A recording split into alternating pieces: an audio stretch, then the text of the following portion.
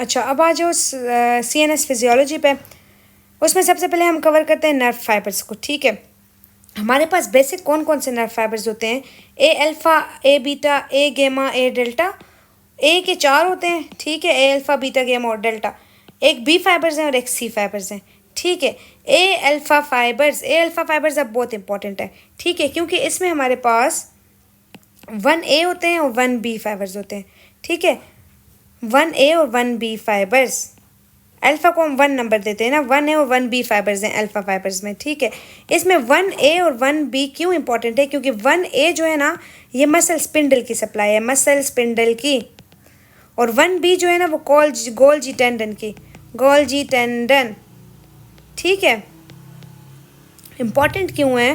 क्योंकि muscle spindle में हमारे पास स्ट्रेच रिफ्लेक्स होता है, स्ट्रेच रिफ्लेक्स, जिसमें ये 1A फाइबर्स सप्लाई करें। और गोल्जी टेंडन में इन्वर्स स्ट्रेच रिफ्लेक्स होता है, इन्वर्स स्ट्रेच रिफ्लेक्स। ठीक है, और गोल्जी टेंडन की सप्लाई क्या है? 1B। और इन्वर्स स्ट्रेच रिफ्लेक्स और होता है। स्ट्रेच रिफ्लेक्स और इन्वर्स स्ट्रेच रिफ्लेक्स हम आगे करते हैं फिर। ठीक है, अब ए बीटा, ए अल्फ़ा हमने कर लिया जिसमें 1A और 1B है। ए बीटा हमारे पास टाइप 2 फाइबर्स हैं। ठीक है, टाइप 2 फाइबर्स। ए बीटा के लिए याद रखो कि टच और प्रेशर, ठीक है, टच और ये डॉर्सल कॉलम मीडियम लेमिनिस्कस वाली चीज़ें नहीं थी, टच प्रेशर वगैरह, ये ए बीटा फाइबर्स के थ्रू होती है। ठीक है, फिर आ जाता है ए गेमा। ए गेमा क्या होती है? हमारे पास मोटर न्यूरॉन्स होती हैं, मसल स्पिंडल को मोटर न्यूरॉन्स होती हैं। ठीक है, ये जो फ्लेक्स रिफ्लेक्स वगैरह होता है, ये मोटर न्यूरॉन्स होती है ना, वो ए गेमा होती हैं। ए डेल्टा बहुत ज़्यादा MCQs आते हैं फास्ट पेन के साथ। एक इसके साथ फास्ट पेन वाला MCQs आता है, दूसरा टेम्परेचर, पेन और टच और प्रेशर वगैरह सब के साथ MCQs आता है। ठीक है, और ये भी MCQs आता है कि जो टेम्परेचर के लिए रिसेप्टर्स हैं, वो जो पेन वाले रिसेप्टर्स हैं, ऐसे MCQs आता है ना, पेन के जो रिसेप्टर्स हैं वो दूसरी किस सेंसेशन पे स्टिमुलेट होते हैं? क्या है? कोल्ड, फ्रीजिंग कोल्ड पे। अक्सर हम ठंडे बर्फ़ को फ्रीज़र से निकाल के हाथ लगाएं तो हमें ऐसे पेन जैसा फील होता है ना, इसलिए जो पेन फाइबर्स है ना, वो फ्रीजिंग कोल्ड वाले सेंसेशन भी लेके जा रहे होते हैं। ये एयर डेल्टा के साथ देखो टेम्परेचर सेंसेशन भी लेके जा रहा है, फ्रीजिंग कोल्ड या जनरल टेम्परेचर सेंसेशंस। ठीक है, और साथ साथ फास्ट पेन सेंसेशन जो है वो एयर डेल्टा लेके जाता है। खाली बी देखो, ए के 4 कवर हो गए। अब बी बेचारा सिर्फ और सिर्फ प्री गैंग्लियोनिक ऑटोनॉमिक फाइबर्स के साथ है, preganglionic autonomic fibres B type में। ठीक है, देखो 1B को और खाली B को कंफ्यूज नहीं करना। 1, 2, 3 जो है ना, ये ए अल्फ़ा, ए बीटा और ए डेल्टा को नाम दिए हैं। ठीक, ए गेमा का कोई नाम नहीं है। ए डेल्टा को टाइप 3 फाइबर्स भी कहते हैं। ठीक है, इसीलिए 1B को खाली B से मत कंपेयर करना। 1B गोल्जी टेंडन के लिए और खाली B जो है वो प्री गैंग्लियोनिक ऑटोनॉमिक फाइबर्स हैं। ठीक है, अब type C very important fibre. क्यों? क्योंकि स्लो पेन के साथ वेरी रिपीटेड MCQs आता है। Type C fibre slow pain, उसके अलावा पोस्ट गैंग्लियोनिक ऑटोनॉमिक फाइबर्स, जो इचिंग की सेंसेशन होती है ना, वो भी इस टाइप C फाइबर्स के थ्रू जा रही होती है। इच सेंसेशन जो है ना, वो भी इसके थ्रू जा रही होती है।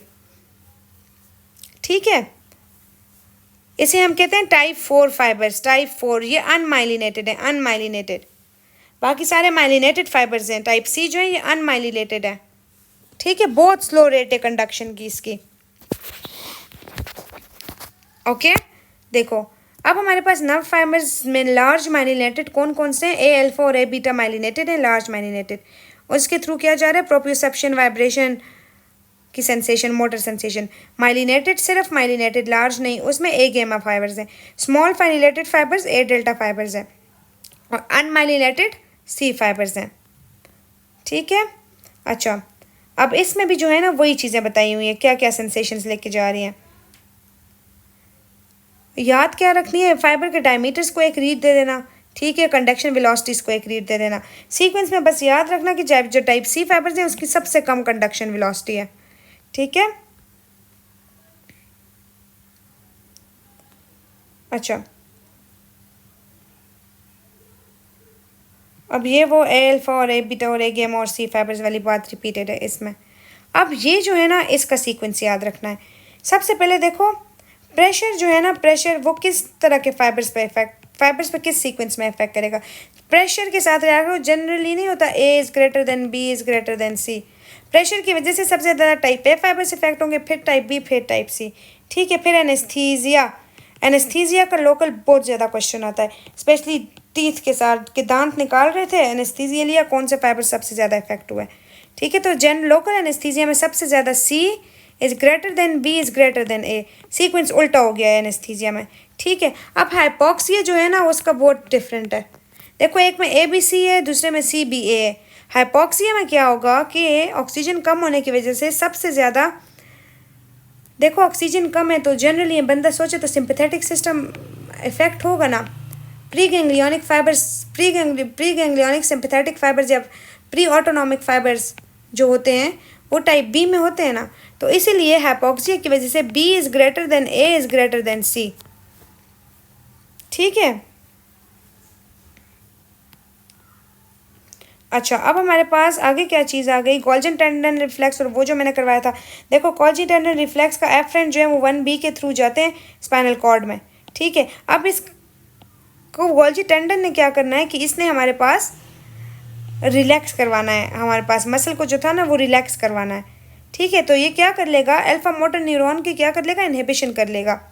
देखो इंसान ने बहुत ज़्यादा बुक्स उठाए हुए हैं ऑलरेडी, एक और बुक ऐड कर ली है। देखो फ्लेक्स करके हाथ बंदा बुक्स उठाता है ना, एक और बुक ऐड कर ली है तो क्या हो गया, वजन अब बर्दाश्त नहीं हो रहा तो गोल्जी टेंडन रिफ्लेक्स या इन्वर्स स्ट्रेस रिफ्लेक्स एकदम एक्टिव हो जाएगा और हमारी सारी बुक्स, हमारे पास वो फ्लेक्सर का इनहिबिशन हो जाएगी ना, एक्सटेंड हो जाएगा हाथ और सारी की सारी बुक्स ज़मीन पे गिर जाएंगी। ठीक है, ये हमारे पास गोल्जी टेंडन रिफ्लेक्स या इन्वर्स स्ट्रेस रिफ्लेक्स है। स्ट्रेस रिफ्लेक्स क्या होता है, जो हमारे पास मसल टेंडन के थ्रू जाता है, टाइप 1 है फाइबर्स इसको लेके जा रहे होते हैं, ये हमारे पास अल्फा मोटर न्यूरॉन को स्टिमुलेट करता है। ठीक है, मतलब एक्शन करवाता है, स्ट्रेच करवाएगा।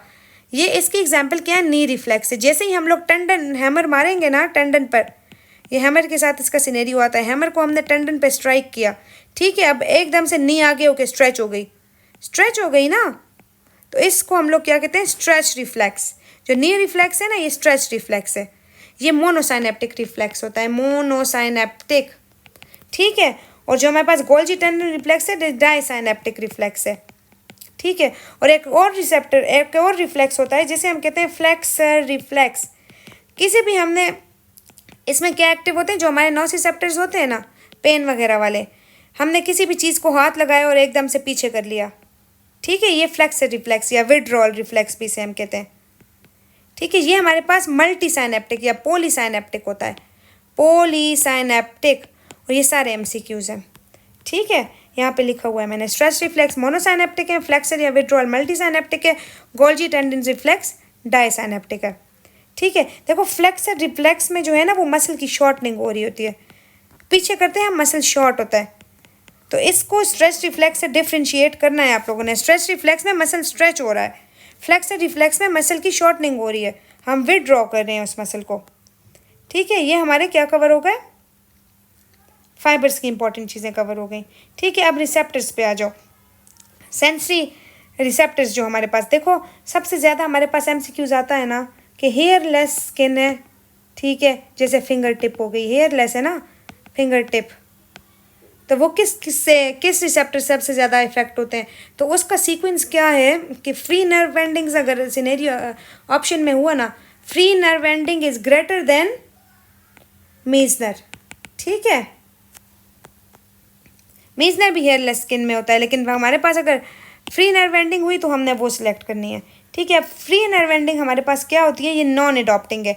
ये भी इसका MCQs आता है कि नॉन एडॉप्टिंग कौन से रिसेप्टर है, फ्री नर्व एंडिंग्स हैं। फ्री नर्व एंडिंग्स में हमारे पास टाइप C फाइबर्स हैं, A डेल्टा हैं, पेन फाइबर्स हैं ना, ये भी पेन फाइबर्स हैं, और साथ साथ A गेमा फाइबर्स हैं। ठीक है, पेन और टेम्परेचर को सेंस करता है। अब मीजनर्स भी हमारे पास ग्लैब्रस स्किन या हेयरलेस स्किन के साथ इसका MCQs आता है। ठीक है, कि हेयरलेस स्किन में क्या है, सबसे ज़्यादा फ्री नर्व एंडिंग है, फिर मीजनर्स हैं। ठीक है, ग्लैब्रस स्किन, ये लार्ज माइलिनेटेड फाइबर्स हैं। अब ये लेके क्या जा रहे होते हैं, ये हमारे पास लाइट टच के साथ भी इसका MCQs आता है। ठीक है, उसके अलावा position sense, low frequency vibration, low frequency. ठीक है, लो फ्रीक्वेंसी, क्योंकि हाई फ्रीक्वेंसी दूसरा लेके जाता है, इसलिए ये लो फ्रीक्वेंसी वाइब्रेशन। ठीक है, स्किन इंडेंटेशंस वगैरह। और फिर आ जाते हैं हमारे पास पेशिनेन कॉर्पसेल्स। इसके साथ ये भी लार्ज मैलिनेटेड फाइबर्स होते हैं। ठीक है, ये डीप स्किन लेयर या लिगामेंट्स वगैरह में होते हैं। इसके साथ जो चीज़ याद करने की है, बहुत हाई फ्रीक्वेंसी वाइब्रेशन। अक्सर एमसीक्यूज में आया होता है ना, 512 हर्ट्स की वाइब्रेशन है तो कौन लेके जाएगा, 250 की है तो कौन। तो ये वाइब्रेशंस के साथ जो है ना, वो पेशियन कॉर्पसेल्स को मेन याद रखो। ठीक है, उसके बाद हमारे पास अच्छा ये एक और बात, ये मीजनस, ये पेशियन और ये रुफनी जो है ना, ये सारे कैप्सुलेटेड हैं। इन सब में जो अनकैप्सुलेटेड है ना, वो सिर्फ और सिर्फ मर्कल है, मर्कल। ठीक है, बेचारा अनकैप्सुलेटेड है, मर गया है, मर्कल। मर्कल जो है वो अनकैप्सुलेटेड है। ठीक है, और मर्कल के साथ क्या याद रखना है, डीप स्टैटिक टच। देखो लाइट टच मीजनर है, लेकिन अगर डीप स्टैटिक टच का ऑप्शन आया ना, कि बहुत जोर से दबाया, डीप स्टैटिक टच, तो उसमें हम लोग मर्कल्स डिस्क करेंगे। ठीक है, और रूफ ने क्या होता है, फिंगर टिप्स जॉइंट्स वगैरह में ये भी होता है। ये स्ट्रेच और जॉइंट एंगल चेंजेस के लिए इंपॉर्टेंट है, ये रूफनी कॉर्पसेल्स। एक हमारे पास एक क्रूजीज भी होते हैं, ये कोल्ड रिसेप्टर्स के साथ स्टिमुलेट होते हैं। ठीक है, तो अब इसमें वही दिया हुआ है कि फ्री नर्व एंडिंग जो है वो crude touch, hair follicles light touch, Meissner's भी लाइट टच, पेस्ट्रियन के साथ वाइब्रेशंस याद रखनी है, मर्कल के साथ प्रेशर याद रखना है, डीप डीप टच है ना, डीप प्रेशर। ठीक है, और रूफनी के साथ स्ट्रेच याद रखना है।